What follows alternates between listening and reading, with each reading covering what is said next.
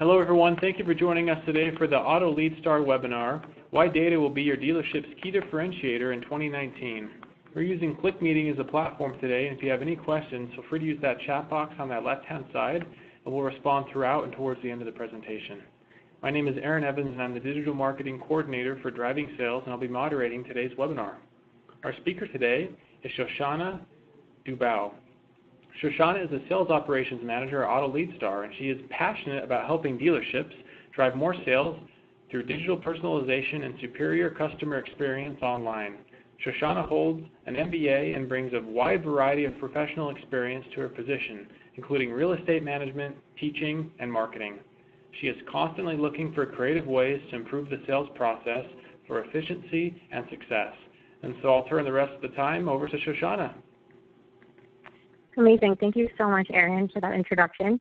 It's great to be here today. My name is Shoshana, and I'm the Sales Operations Manager here at Auto Lead Star. If you haven't heard of us before, we're a technology company, and we help dealers automate their marketing. And what exactly does that mean? We built an engagement and analytics platform for dealers that encompasses the full marketing funnel. I'm really excited to talk to you today about one of my favorite topics, which is the power of how we can use data for dealerships, and specifically why data is going to be your dealership's key differentiator in 2019. Just to give you a quick overview, we'll start by talking about the major problem of disconnected data, where it's happening in automotive, and what it means for you today. And then we'll explore some possibilities for how we can address this. And we'll talk about how dealers can better understand their true ROI, and with that, how they can maximize their marketing spend. So I thought we'd start just by taking a look at some other industries. Industries where technology has completely taken over the retail space, and think a little bit about the impact that it's had there. So first of all, the first example is Borders. Borders, I'm sure many of you remember, it was a bookstore. It was really cozy. They often had cafes inside. You can find them very often in malls. And in 2010, they had 650 stores and over 19,000 employees. They were in business for over 40 years. Along came Amazon, completely destroyed Borders. In 2011, they actually filed for bankruptcy. And in that same year, Amazon made $630 million of profit. So here we have one example of how digital is making its way into retail. Another example is Blockbuster.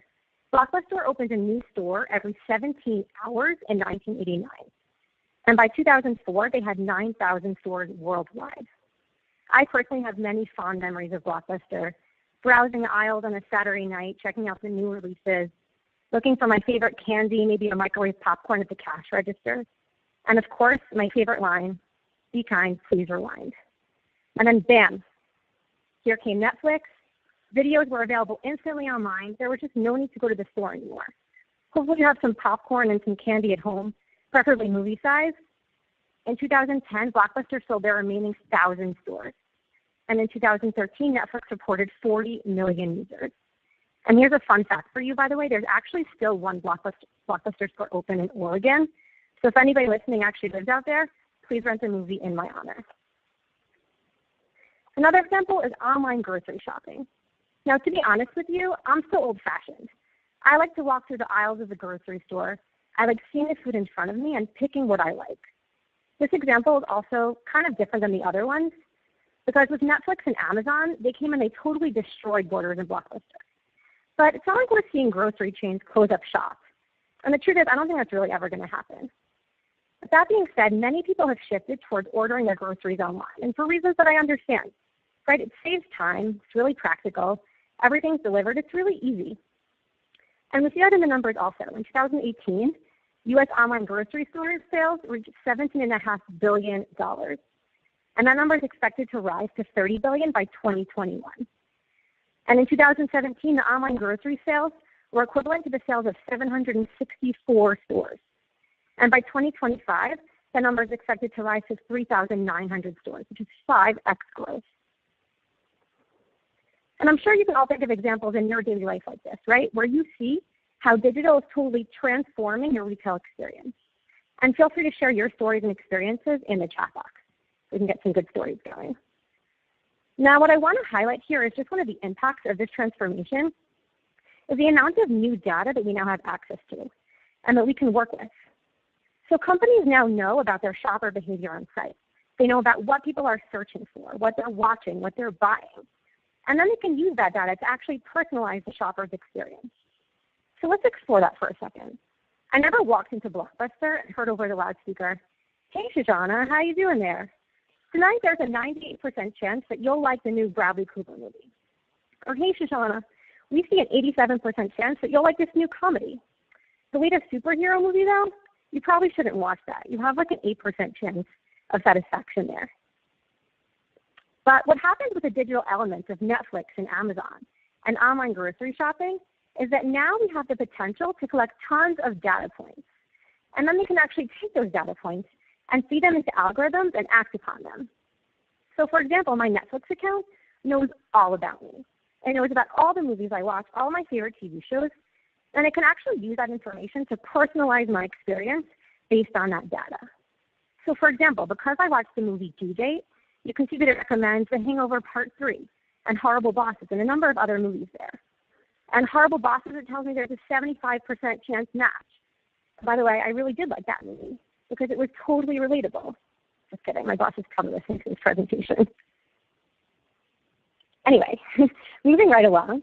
So we see this also in the example of Amazon, right? Amazon knows exactly what I've ordered, and it can offer suggested products based on my past searches and purchases. Now, one funny flaw here is that when you share an account with your family, it actually gets a little bit confusing. So because my sister is expecting right now, I'm seeing tons of recommendations for first-time dad books, right? Dude, you're going to be a dad, and the new father, which is actually not really tailored for me. But Amazon also shows you brands that you might like based on your past purchases. And finally, you can see on the bottom right here my Instacart account, right? It knows exactly what I bought before, and it can highlight the sales on those items. And we see the benefits of this data collection both for the customer and for the business. On the customer end, we mostly addressed that already, right? The data allows you to understand the customer better and to provide them with a better experience, just like my Netflix account knows me so well.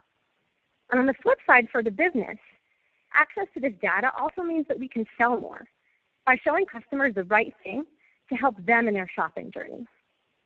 Another thing that access to data means is that we can now actually understand much more about what works best and what doesn't.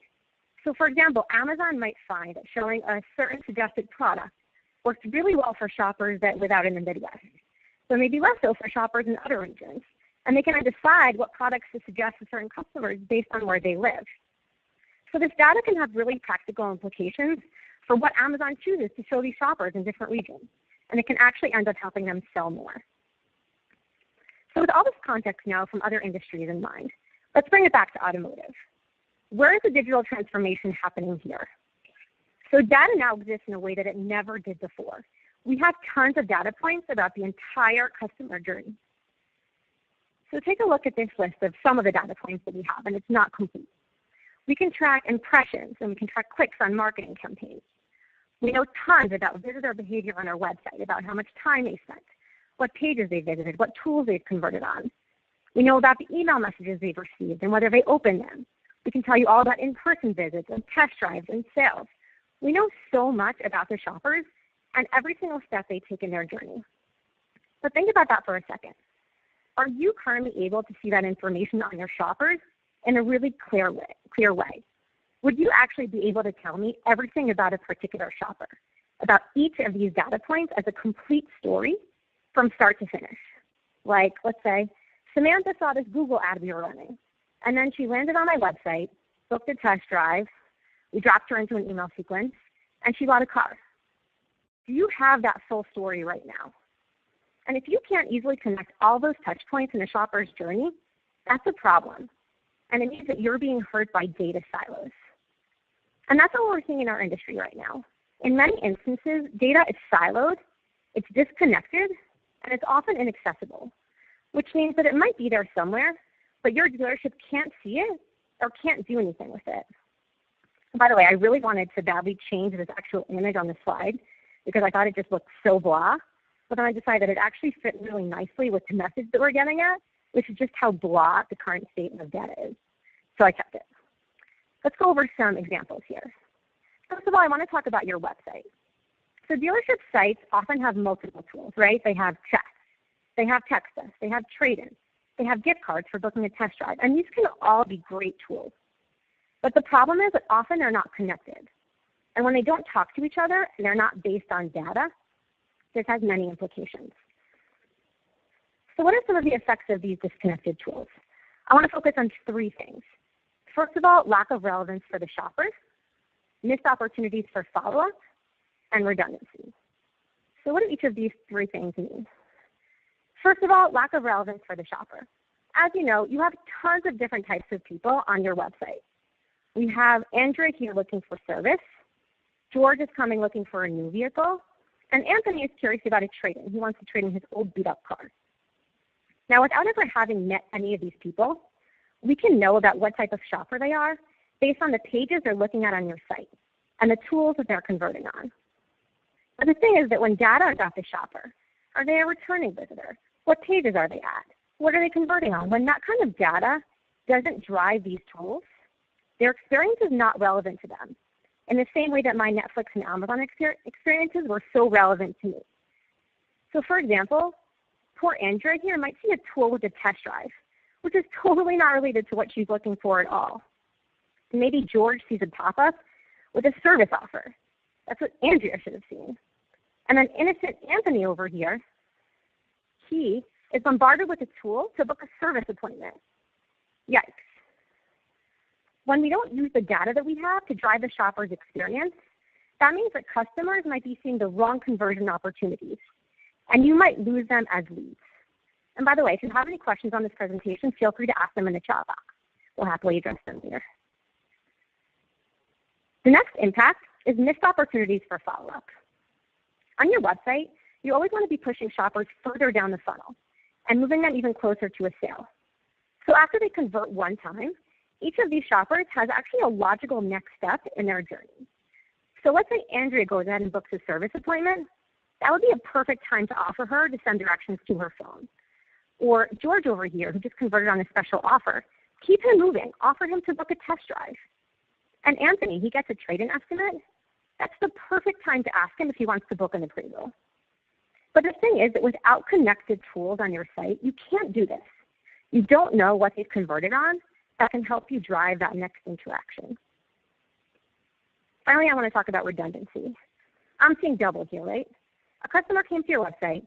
They already submitted their lead information. They then converted on another tool, and they have to totally re-enter all their information. That is so frustrating. I can tell you personally, like if I were on a website like this, and I filled out a form and gave my name, phone number, and email, and then on a different form I was asked for it again, I honestly would probably think that that site is broken, right? Like I'm so used to my experiences online that are so seamless and easy, I honestly might say, forget this, and not even convert a second time. So as we've seen, when website data is not connected, you lose relevance for the shopper, you miss opportunities for follow-up, and you end up being redundant. And the overall impact of this is that you miss leads and you have a poor user experience. Okay, so that was where you saw the impact of siloed data on your website, right? I want to now jump and talk about siloed marketing data in the customer journey, which we talked about a little bit before. You have so many data sources at your dealership right now that are part of the customer journey, right? You have your ad campaigns. You have third-party tools. You have information you know about the website behavior of shoppers. You have a ton of data on your CRM, information on your showroom and test drives that people came in and took. But the problem here is that all of these sources right now are not connected to each other. So sure, you can generate reports from all these different places, from Google Analytics, from your CRM. You get reports from third parties. But connecting those reports is really the challenge. And without those connections, you're actually missing the full picture. And I can tell you personally that our marketing team here at Auto LeadStar totally feels that pain in our day-to-day, right? Like we find ourselves exporting reports from, let's say, an email tool, filtering out the data that we want, and then taking that list that we exported and importing it back into our CRM so that the data that we need is all in one place. It takes a ton of time for us. We end up missing things, and sometimes, honestly, we can't even get what we need. So what's the impact of these kinds of disconnected sources? You end up with a lack of ad ROI and a lack of vendor ROI. And that means you can't really assess how you're doing. So first of all, lack of ad ROI. You might know about how many impressions and how many clicks an ad is getting, but right now you can't track that down to appointments and sales. So in this example, there were 635 impressions on an ad, and you got 32 clicks, which sounds like maybe it could be okay, but I have no idea if any of those 32 people actually bought a car. And there's no way to get down to the user level with Google Analytics. So you can see the actual numbers, but you can't have the names. And that means that you can't connect a sale back to that original impression and click. And without the full picture, you really don't know how an ad is doing. The same thing goes for vendors, right? You might know how many leads are coming from a vendor, but without tracking that all the way down to the sale, you really can't assess it. And vendors can often seem really efficient at their particular point of the funnel, but you can't adequately assess them without knowing the entire picture. So what does that mean? It means that you end up wasting money because you're putting dollars into campaigns that aren't really performing well. And at the same time, you're not putting enough money into your best campaigns. And the bigger picture here is that when we have these disconnected tools and our reports are disconnected, what that ends up meaning is that our thinking is also disconnected. And we have this massive puzzle with tons of moving parts, and we're not putting them all together. We're really not thinking about the whole view. Our thinking itself ends up being siloed. And we need to address this problem in a technology, but it's also about shifting our mindset, right, to this place where we're thinking about the connection between each step of the customer journey, and we're analyzing how it all comes together. And I believe that we're on our way to this mindset shift. I think that it's really happening now. What's about to hit automotive is a technology to connect the data points. And we've seen this in other industries, right? We have tools like Salesforce and Marketo and HubSpot, which have all grown tremendously recently. We know that in 2018, 83% of Fortune 500 companies were customers of Salesforce. And just 2 months ago in September, Marketo was bought by Adobe for close to $5 billion. And the number of customers using HubSpot grew 48% between 2016 and 2017. So clearly these companies know what they're doing, right? They're doing something right. They're definitely heading in the right direction. If we focus on Salesforce as an example, they're not just a product. Salesforce is a platform. They help companies connect their customers' digital touchpoints, right? So not just for one part of the journey, but across the entire journey so that you can see everything. What do these connected platforms mean? It means that we can get full funnel visibility so we can have a better understanding of our ROI. It means that we can move shoppers down the funnel because we can provide them with more targeted engagement based on the data we have that's now connected. And overall, we can provide a more seamless, pleasant customer experience. And automotive is really moving in this direction, right? We're seeing tools come onto the market that can help you streamline your data in the same way as these connected platforms. So let's go ahead and talk about each of these three things, these three benefits, and how specifically they fit into automotive. So first of all, full funnel visibility. Once your various data sources are connected, you'll have access to data from every single step of the customer journey, from ad clicks to third-party engagements, conversions on your website, walk-ins, sales, and even later on, service appointments too. Let's take a look at this example customer journey. So on the 16th of October, this person clicked on an ad, they converted on your website, they went through the whole process, you spoke to them, they booked an appointment, they came into your showroom, and eventually they bought a car. And with connected data, what you'll be able to do is actually track that sale back to the original ad. Ask yourself right now, does your dealership have access to the full funnel view? Can you see it in this way right now? And here's a second example. This lead actually came from cars.com. They converted on your website in a trade-in form. They came into your showroom, paid a deposit, and they bought a car, right? And with all these touch points, you'll be able to actually attribute the sale back to cars.com and give some credit also to the conversion tool on your website. What this does is it's opening up this whole world of visibility where you can actually understand what's working. Finally, connected platforms help you move shoppers down the funnel. So we spoke before about how disconnected tools don't give you the opportunity to deliver the next interaction for a shopper in a logical way because they don't know what else the shopper has converted on. And with connected tools that talk to each other, you or your website can actually know what to show the shopper based on their activity. So here's an example. Here's someone who just converted on a lease offer, right? After they click Get Offer, they actually see an opportunity to sign up for a test drive, which completely makes sense. And by the way, you can see that it also even remembers the shopper's name. No redundancy there. And here's a second example. This person converted on a trade-in, and then they have a chance to book a professional appraisal. So this one connected system that knows everything about a shopper. It knows what pages they've gone to. It knows what else they've converted on. It knows what they've clicked. This data can really help us to figure out what's the next conversion opportunity to show this particular shopper. And finally, providing a seamless customer experience. We all know how important the shopper experience is right now. And here are some stats that I found interesting that I wanted to share with you. 86% of shoppers will actually pay more money for a better experience. And 81% of shoppers actually want companies to get to know them and approach them at the right times. So we always need to be thinking about how can we provide a better experience for our shoppers and one that's truly seamless. So what you really want on your website is your banners, your CTAs, your pop-ups, even your exit capture tools. You want them all to work through one system.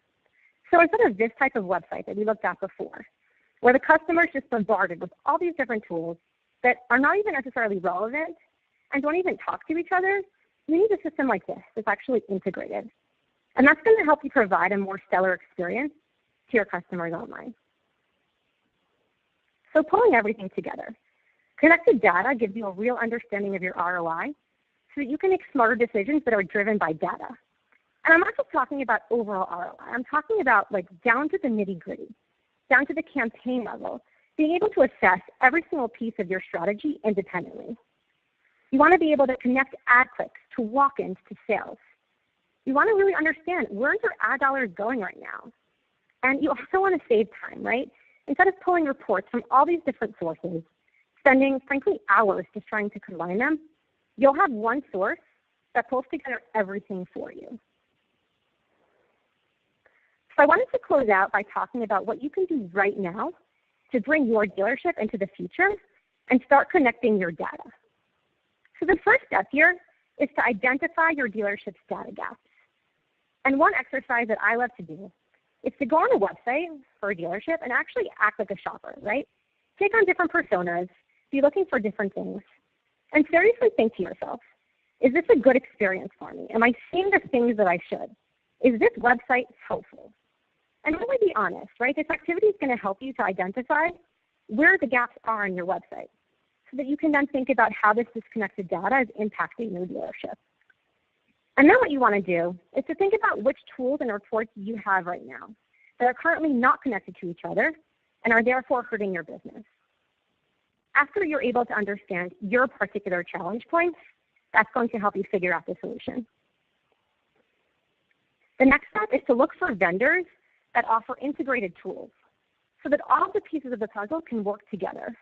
And this is always a really good question to ask vendors when you meet with them, right? How are you integrated? And AutoLeadStar's Falcon is one example of this, where many tools are integrated to provide an all-in-one platform so that your trade-in, your offers, your test drive, your service appointments, your reviews, everything is all connected. And what Falcon does is it tracks the shopper's behavior on your site. And it uses AI, artificial intelligence, to determine the best thing to show that particular shopper at the best time so that it increases the likelihood of conversion. So here's an example. Here's a shopper looking at a particular VDP. And so the Falcon widget on the right side, it might show them an offer on that vehicle. And then once they convert, it might offer them a chance to sign up for a test drive. It can even add a gift incentive. This is really helping push the shoppers down the funnel with this one connected system. And in addition to the widget that you see here, Falcon can also integrate with CTAs, with banners. It can appear as a full page or a pop-up on exit capture. It's one integrated system that at the same time increases conversion rates usually by an average of about 30%. And it also really improves the customer experience because it's relevant and it's helpful and it's connected. So once you have these connected tools, the next step is to look for platforms that can help you streamline your data. And Automotive is seeing tools like this on the market that can start bringing together your data from all these various sources. And one example is one that we've built, which is Data AI. Right now, this is probably the kind of marketing data that you're used to seeing. You see impressions, clicks, and cost. And what Data AI does is it connects all of your databases. It takes your Google Analytics, your email campaigns, your Facebook, your CRM, third parties, all of those into one platform. And that way you're able to see the full funnel in one clean view. So here with Data AI, you'll see not only the beginning of the funnel, this little green highlighted section over here, you'll actually be able to track the data all the way down to the appointment and the sale, this whole blue section. And at the end, you'll actually see your ROI based on that complete picture that you now have. So what does that mean? By connecting everything, you'll be able to make much smarter decisions based on the whole picture. No more silos, no more disconnected data sources. Everything is totally combined. And this is just one view that Data AI can give you. I'm sure you can imagine once you connect everything, there's a whole wealth of valuable reports that you'll be able to see. And finally, once you've set this up, what you need to do is make a plan for how you're going to use that data. So like we said before, it's not just about making the connections between the tools and the reports. It's really about a shift in mindset. We need to start moving towards a way of thinking about the whole picture and understanding the data in a totally connected way and really training ourselves and our teams on how to use it. So in terms of the plan, first of all, make a schedule. Set time on your calendar for reviewing the data that you have. And you need to have set goals for your ROI and to establish benchmarks for how you're going to make decisions, right? When are you going to pull the trigger and put more money into a campaign? When are you going to stop one? We would love to partner with you and help take you through these action steps. And we strongly believe that they're really the key right now to keeping your dealership ahead. And we're also offering a special for Driving Sales webinar registrants, 10% off your first month if you book a demo in the next 48 hours. So you can go ahead and email us at solutions@autoleadstar.com with the subject DS webinar, and we'll get the conversation started. So just a quick sum up of what we've talked about today. We started by reminiscing about Borders and Blockbuster and talking about how digital tools like Amazon and Netflix give us this new ability to collect data in a way that we just couldn't do before. And then we moved on to auto and looked at how data is often disconnected and siloed and how website tools are not integrated, so the data from the customer journey is stored in all different places. And then we got to talking about how connected tools and platforms that we see prevalent in other industries are hitting automotive now, and how new tools and platforms can now open our eyes to a full funnel view where we can really get a full picture of our ROI and give our customers a better and more targeted experience. So in the end of the day, this will help us sell more cars. And just like we started with, there's so much data out there right now, but if you don't have the ability to collect the data or to really use it effectively, you're simply going to fall behind. So make sure that you're connecting your data in the best way possible so that you can stay ahead and keep winning sales. Thank you all so much for joining us today. I hope you enjoyed the presentation, and feel free to ask any questions in the chat box. And turning it back to you. All right, Shoshana, thank you so much for the great presentation. Yeah, just as she said, if you have any questions, feel free to ask them. There's a couple that came in we'd like to address, and yeah, feel free to reach out to them as well if you have any more questions. One that came in is, what does connected data do for ROI that Google Analytics can't? Sure. So Google Analytics is a great tool, and you can see tons of powerful data, but only on the first part of that customer journey, right? So you can see data points like clicks and impressions and traffic in Google Analytics, but what's missing there is that second piece, the rest of the customer journey. Right? You can't tell from Google Analytics how many people walked into your store after they clicked on an ad, or how many bought a car from a certain marketing campaign that you did. So because that data is not connected, again, you don't have access to that full picture to be able to assess how an ad truly performed. Okay, and then this one actually asks a question about lead forms that you mentioned earlier. Doesn't adding more lead forms just bombard customers? Yeah, good question. This is something that we need to be careful about. I think it's really tempting sometimes to just add tons of different tools. You know, they all convert, you're excited about them, and you don't really think about the impact on the shopping experience. But I think the key here is just to make sure that the lead forms are really relevant to the shopper, right? Like if you show something to a shopper that's helpful to them and that fits their needs, then they're not going to think of it as bombarding them. And another point, by the way, is also to always consider the interface of your ads, right? Like, do they take over the whole screen? Are they easy to close? Is there an easy X button to find? Are the forms easy to fill out, including on mobile? And as long as you're keeping those considerations in mind and being helpful for the shopper, they won't seem bombarding. Well, Shoshana, thank you so much for the great presentation. You guys can reach out to her. You see the email on the screen there. I'm happy to answer any more questions you have. And thanks again to Auto LeadStar for doing this webinar. Is there anything else you'd like to add before we wrap things up today, Shoshana? That's it. Thank you all so much for coming, and thank you, Aaron and Driving Sales, for having us.